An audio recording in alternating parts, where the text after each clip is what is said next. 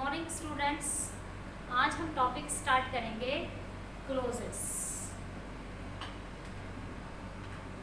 We will start the topic clauses. Clauses means उपवाक्य। Clauses means उपवाक्य। उपवाक्य या फिर हम लोग कह सकते हैं वाक्यांश। क्या कह सकते हैं? वाक्यांश। इन बोर्ड एग्जामिनेशन ये जो टॉपिक है आपका, ये टॉपिक आपका आएगा 3 नंबर का। 3 नंबर का टॉपिक आएगा क्लोजेस। लेकिन अगर हम लोग 10th क्लास की बात करते हैं, 10th बोर्ड एग्जामिनेशन की बात करते हैं, तो ये जो टॉपिक है क्लोजेस, जो टॉपिक है ये थोड़ा सा एक्सपांड है और बहुत कुछ इसमें पढ़ने के लिए है। लेकिन जहाँ पर तक हमारे बोर्ड एग्जामिनेशन की बात है, 10th बोर्ड की बात है, यहाँ पर हम लोगों को पढ़ना है रिलेटिव क्लोजेस। क्या पढ़ना है? Relative clauses. यानी कि हम लोग वो पढ़ेंगे जिसको हम ये कह सकते हैं, we can say relative clauses. हम लोगों को 10th के बोर्ड के हिसाब से रिलेटिव क्लोजेस की स्टडी करनी है, इसको पढ़ना है। Relative clauses are kinds. Kinds means प्रकार। हम कोई भी टॉपिक स्टार्ट करते हैं उससे पहले हम लोग एलिमेंट्री चीज देखते हैं, उस टॉपिक से संबंध में हम लोग या टॉपिक से इंट्रोडक्ट होते हैं। तो क्लोजेस्ट टॉपिक मतलब प्रकार। अगर बात की जाए कि how many kinds of clauses, there are 3 types of clauses. कितने प्रकार होते हैं क्लोजेस के?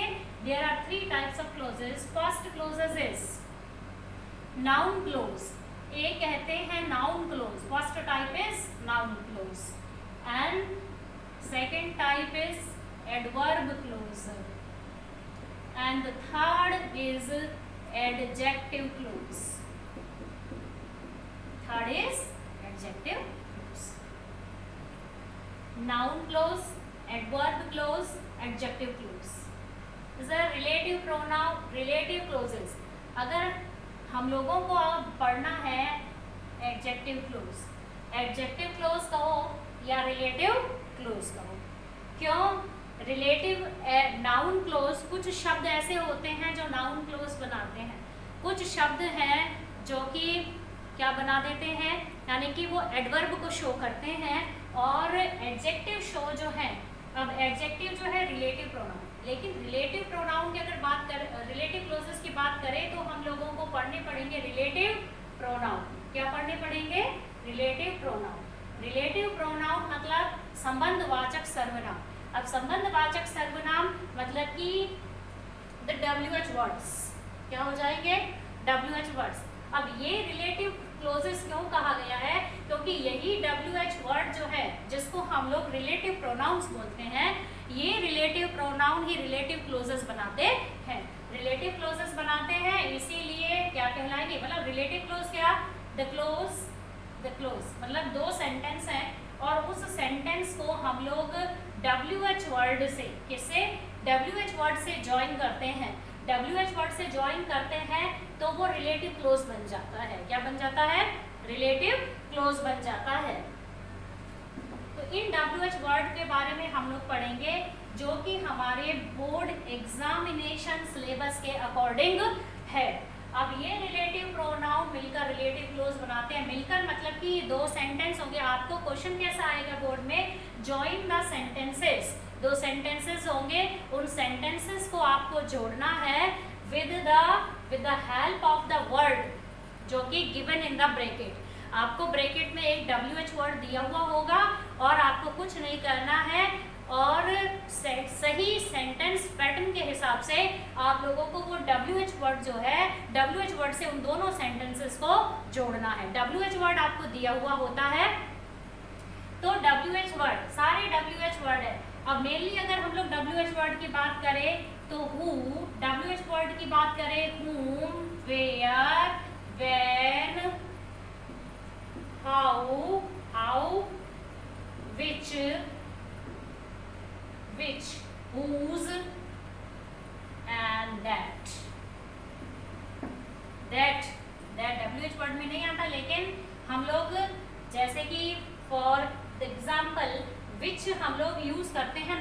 लिविंग थिंग्स के लिए। तो नॉन लिविंग थिंग्स के लिए यूज करते हैं हम किसको, दैट को भी यूज कर सकते हैं। तो इन सारे WH वर्ड का यूज हमें कहाँ करना है, तो वो हमको देखना है। अब रहा कि रिलेटिव क्लोजेस जो है, यह टॉपिक हम लोगों ने एडवर्ब क्लोज क्यों नहीं पढ़ा, हमने नाउन क्लोज क्यों नहीं पढ़ा बोर्ड एग्जामिनेशन में, 10th बोर्ड में, क्योंकि हमारे यहाँ पर वो क्वेश्चन पूछते हैं किसके पूछते हैं, रिलेटिव क्लोजेस। हमको क्या करना है, हमको इसीलिए पढ़ना है, किस लिए, टू मेक रिलेटिव क्लोजेस बनाने के लिए। तो रिलेटिव क्लोजेस बनाने के लिए हम लोगों को इनको पढ़ना पड़ेगा। अब रिलेटिव क्लोजेस मतलब एडजेक्टिव क्लोज किस लिए, क्योंकि इन WH वर्ड के आगे उनका एंटीसीडेंट आना चाहिए, एंटीसीडेंट आना चाहिए। एंटीसीडेंट मीन्स पूर्वगामी पद, एंटीसीडेंट मीन्स पूर्वगामी पद।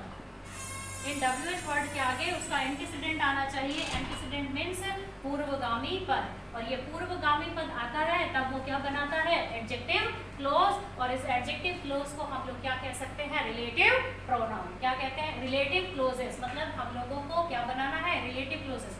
ये चीज हमारे सिलेबस के अंदर अभी नहीं है, हम लोग पढ़ेंगे, लेकिन हम लोगों के लिए एग्जाम में जो सबसे इंपॉर्टेंट चीज है, इंपॉर्टेंट क्लोज जो है वो है एडजेक्टिव क्लोज। और एडजेक्टिव क्लोज इसीलिए कहते हैं कि इन WH वर्ड के आगे उनका एंटीसीडेंट आता है। एंटीसीडेंट मतलब उसका पूर्वगामी पद, यानी कि हु का प्रयोग हम लोग करते हैं पर्सन के लिए, whom का प्रयोग करते हैं पर्सन्स के लिए, where का करते हैं प्लेस के लिए, when का करते हैं टाइम के लिए, how का करते हैं मैनर के लिए, which और that का करते हैं हम नॉन लिविंग थिंग्स के लिए, और whose का करते हैं हम लोग नाउन का प्रोनाउन से, प्रोनाउन का प्रोनाउन से। इस तरह से उनका रिलेशन बिठाने के लिए, यानी कि संबंध बनाने के लिए। यही WH वर्ड इंट्रोगेटिव प्रोनाउन होते हैं, यही WH वर्ड क्या होते हैं, इंट्रोगेटिव प्रोनाउन होते हैं। लेकिन जब ये इंट्रोगेटिव प्रोनाउन होते हैं, यदि हम इनका हिंदी में अर्थ निकालते हैं, जैसे कि हु हिंदी में अर्थ निकालते हैं, तो हमेशा उसका जो फर्स्ट लेटर है, पहला अक्षर है, उसका वो अक्षर हमेशा क से होगा। क्या होगा, क से होगा। मतलब हु का मतलब क्या, कौन, ठीक है, हु का मतलब कौन, और हूम यहाँ पर है तो हूम क्या हो जाएगा, किसको, तो मतलब किससे निकला, वेयर का मतलब कहाँ, व्हेन का मतलब कब। लेकिन जब ये रिलेटिव प्रोनाउन का काम करते हैं, और हम लोग यदि रिलेटिव प्रोनाउन की बात करें, तो ये दीज WH वर्ड, और सारे जो WH वर्ड है, इनका अगर अर्थ हिंदी में निकालें तो इसकी स्टार्टिंग या पहला अक्षर क्या होता है, जब। जैसे कि हु अगर इंट्रोगेटिव प्रोनाउन है तो इसका हिंदी में मीन होगा कौन, लेकिन जब ये रिलेटिव प्रोनाउन का काम करता है और रिलेटिव क्लोज बनाता है, तब इसका अर्थ हो जाएगा जो कि, या फिर जिसने। क्या हो जाएगा, जिसने। और whom का अर्थ इंट्रोगेटिव प्रोनाउन के रूप में किसको, लेकिन जब ये रिलेटिव प्रोनाउन होता है तो ये रिलेटिव प्रोनाउन जो होगा तब इसका अर्थ हो जाएगा जिसको। तो इसीलिए इंट्रोगेटिव प्रोनाउन में क और रिलेटिव प्रोनाउन में यह के निकाल लेते हैं जब। ये है इंट्रोडक्शन ऑफ द क्लोजेस, पूरा ये परिचय है, इंट्रोडक्शन है क्लोजेस का। और हम एक एक करके इन WH वर्ड को पढ़ेंगे और इनका यूज किसके लिए होता है और कैसे हमको सेंटेंसेस ज्वाइन करना है और रिलेटिव क्लोज बनाना है वो देखना है। तो फर्स्ट वी सी हु, सबसे पहले हम देखते हैं किसको, हु को। First who as a relative pronoun, और रिलेटिव क्लोजेस बनाने के लिए हिंदी में इसका अर्थ हो जाएगा जो कि, या फिर हो जाता है जिसने, जिस। हु का प्रयोग अगर हु के एंटीसीडेंट की बात करते हैं तो हु का एंटीसीडेंट मतलब उसका पूर्वगामी पद हमेशा पर्सन होता है, मतलब कि क्या होता है, व्यक्ति होता है। हु का एंटीसीडेंट क्या हो जाएगा, एंटीसीडेंट पूर्वगामी पद। एंटीसीडेंट को आप लोग याद रखेंगे, एंटीसीडेंट पूर्वगामी पद क्या होगा, उनका व्यक्ति। अब हु का प्रयोग करना है केवल सब्जेक्ट के लिए, किसके लिए, सब्जेक्ट के लिए। यानी हमारे पास दो सेंटेंसेस हैं और दोनों सेंटेंसेस में एक ही कर्ता की बात, एक ही सब्जेक्ट की बात होती है, केवल एक ही हमारा सब्जेक्ट हो, तो हम लोग रिलेटिव क्लोज बनाने के लिए किसका यूज करेंगे, हु का यूज करेंगे। किसका यूज करेंगे? हु का यूज करेंगे। कैसे? Let me see the example. Example देखते हैं, उदाहरण देखते हैं। Example, my mother is going to host a TV show. My mother is going to host a TV show on cooking. ये एक सेंटेंस हो गया। नेक्स्ट सेंटेंस इसी में बोर्ड में इस तरह से आएगा, सी कुक्स वेरी वेल। सी कुक्स वेरी वेल। अब इसको आपको ज्वाइन करना है, रिलेट करना है किससे? हु से। इस तरह से सेंटेंस आपको परीक्षा में दिया जाता है और ये WH वर्ड भी ब्रैकेट में दिया जाता है और इस WH वर्ड की हेल्प से आप लोगों को सेंटेंसेस ज्वाइन करके रिलेटिव क्लोज बनाना पड़ता है। तो इसको कैसे ज्वाइन करेंगे? My mother is going to host a TV show. Who and the antecedent of who is a person. Antecedent हमेशा क्या होगा? पर्सन होगा। एंड हेयर, अब सबसे पहली बात हम लोग देखते हैं कि my mother, first sentence, the subject of first sentence is my mother and in the second sentence we see, हम देखते हैं देयर इज सी। और ये शी किसके लिए आया है? शी आया है माई मदर के लिए। मेरी माँ टीवी पर कुकिंग के लिए एक टीवी पर एक कुकिंग पर एक शो होस्ट करने जा रही है। होस्ट का मतलब यहाँ पर टू होस्ट का मतलब है यहाँ पर मेजबानी करना, या फिर हम लोग एक शब्द में कह सकते हैं जिसको कहते हैं इंग्लिश एंकरिंग। होस्ट करने जा रही है, मेजबानी करने जा रही है। एंड यहाँ पर सी कुक्स वेरी वेल, वह बहुत अच्छा पकाती है। और यहाँ पर सी किसके लिए आया है? माई मदर के लिए आया है। माई मदर के लिए आया है। अब इसको कैसे बनाते हैं? पहले हम लोग ज्वाइन कर लेते हैं, फिर हम लोग देखते हैं कि कैसे हुआ। My mother who cooks very well. मेरी माँ खाना बहुत अच्छा पकाती है। मेरी माँ बहुत अच्छा पकाती है। इज गोइंग टू होस्ट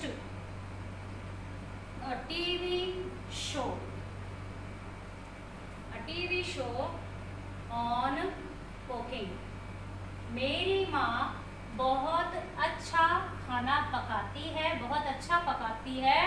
वह क्या कर रही है? टीवी शो होस्ट करने जा रही है ऑन कुकिंग पर।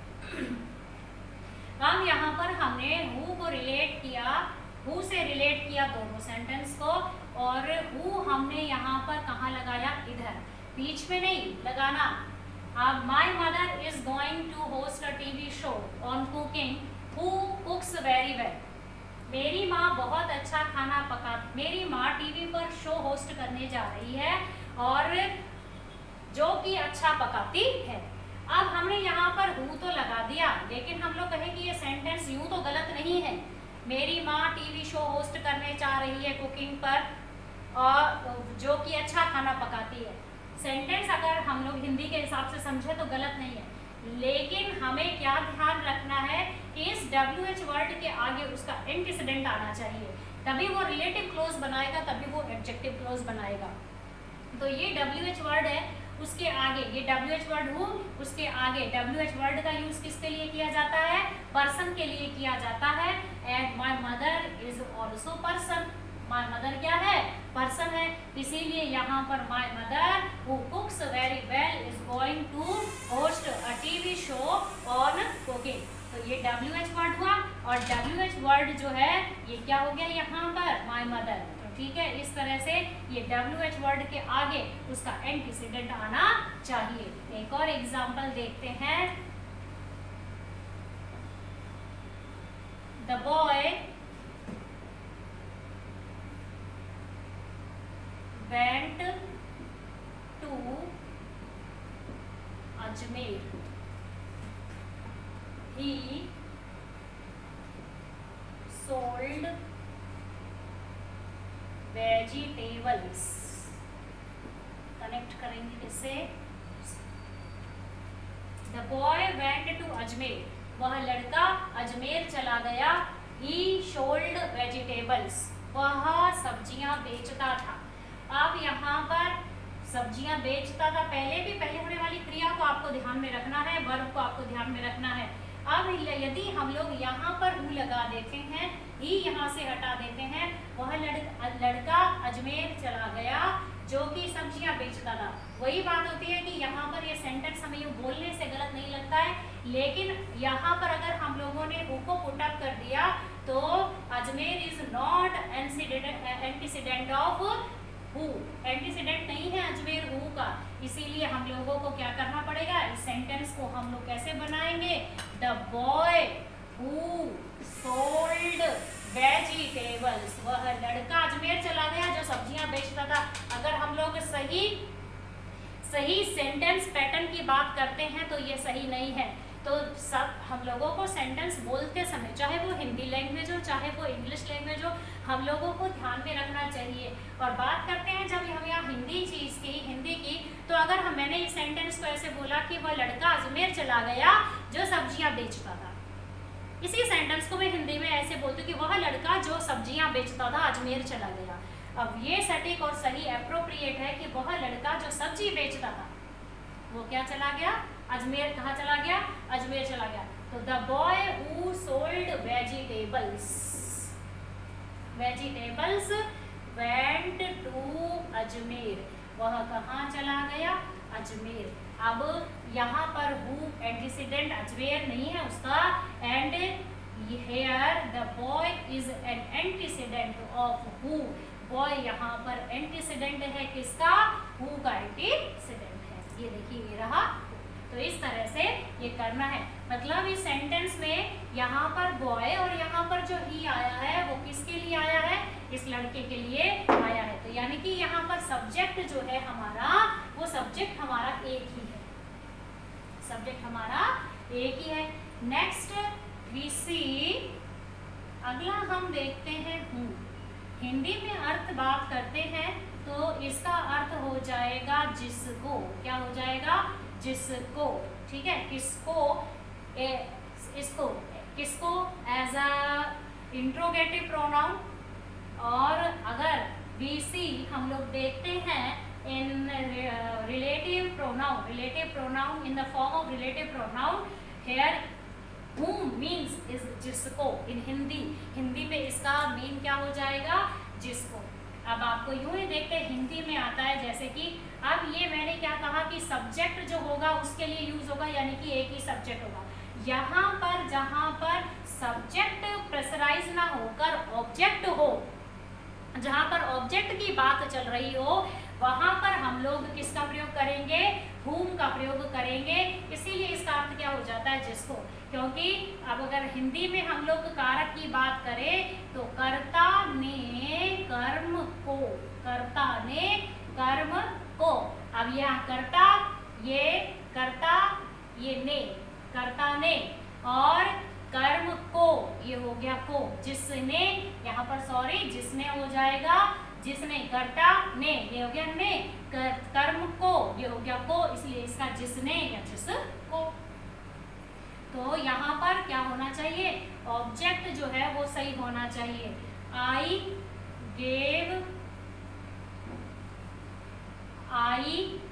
Met a man, you gave him money yesterday.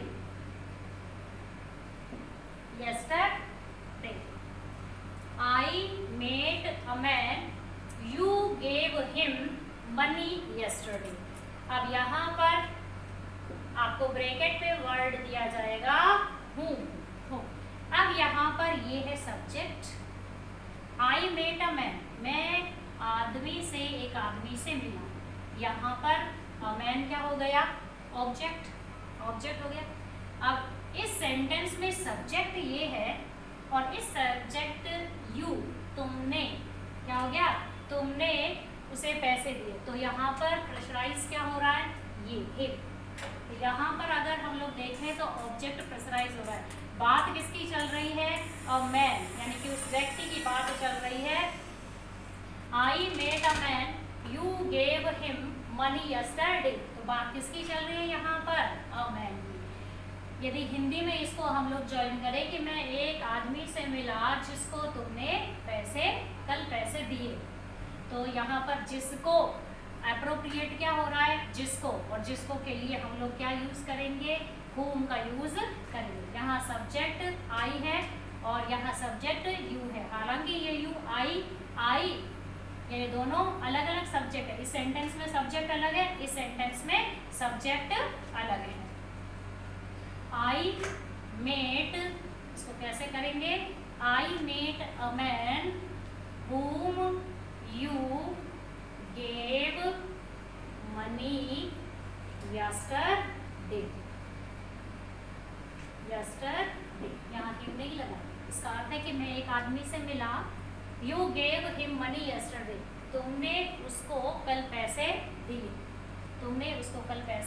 दिए, तो यहाँ पर अगर हम लोग हिम को टक करते हैं तो क्या हो जाएगा कि मैं एक आदमी से मिला जिसको तुमने उसको पैसे दिए। इसीलिए हिम के लिए हम लोगों ने किसको यूज कर लिया? जिसको यूज कर लिया। क्या यूज कर लिया?